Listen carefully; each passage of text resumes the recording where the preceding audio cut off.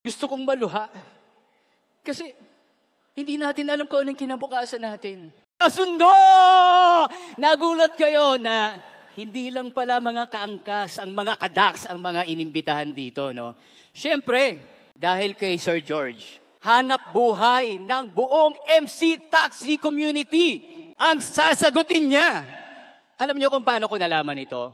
Naligaw ako, nagbiyahe ako sa San Jose del Monte, Bulacan. Noong September 26, nandoon ang mga angkasangga. Napadaan lang ako.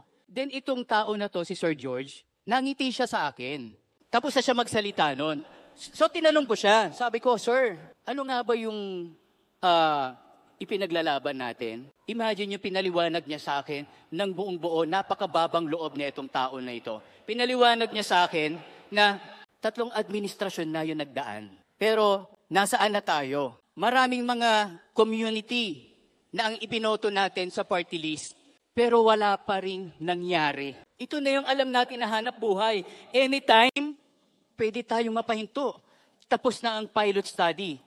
Anytime yung mga LGU pwede magpatupad ng ordinansa na pwede tayong pahintuin.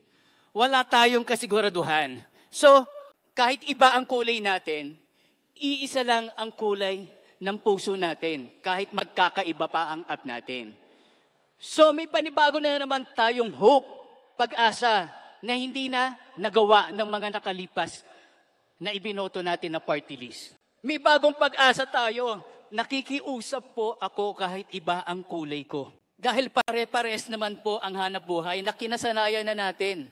Ito po yung nagpapaaral sa 4 kong anak sa private school. Na kung biglang mawawala, ano na? Paano na ang kinabukasan ng mga anak natin? Ng pamilya natin at yung iba binubuhay pa natin ng mga magulang natin.